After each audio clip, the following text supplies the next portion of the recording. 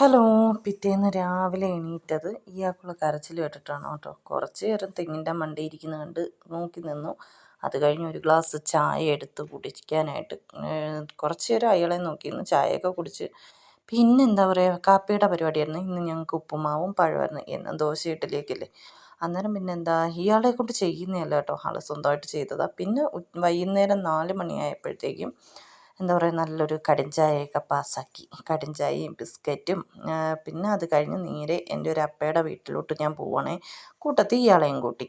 എന്താ പറയുക, കുറേ നാളായി കേട്ടോ ഞാൻ ഇങ്ങോട്ടൊക്കെ വന്നിട്ട്. അന്നേരം പിന്നെ എല്ലാവരെയും ഒന്ന് കണ്ടിട്ട് പോകാമെന്ന് വിചാരിച്ചു. ഇനിയിപ്പം സ്കൂളൊക്കെ തുറക്കുന്നതുകൊണ്ട് വലിയ പാടല്ല ഇങ്ങോട്ട് വരാൻ. അത് കഴിഞ്ഞ് ഇതെൻ്റെ സ്വന്തം ചേച്ചി രാത്രി വീട്ടിൽ വന്നതാണ്. അങ്ങനെ എന്താ പറയുക, ഇത് അമ്മയുടെ തുണിക്കച്ചവടമാണേ. അന്നേരം പഴയതായിട്ടുള്ളതെല്ലാം അമ്മ അങ്ങനെ കൊടുക്കാൻ നിൽക്കത്തില്ല, ഞങ്ങളെടുക്കും. പിന്നെ 3 പേരെ അടക്കി ഒതുക്കാനായിട്ടാണ് ആ ഫോൺ കൊടുത്തെത്തിയേക്കുന്നത്. പിന്നെ ചേട്ടനൊക്കെ വന്നപ്പോഴത്തേക്കും കുട്ടികൾക്ക് നേരത്തെ ഫുഡ് കൊടുത്തു കേട്ടോ. അത് കഴിഞ്ഞ് ചേട്ടനൊക്കെ വന്ന് ഞങ്ങളെല്ലാവരും കൂടെ ഒരുമിച്ചിരുന്നു.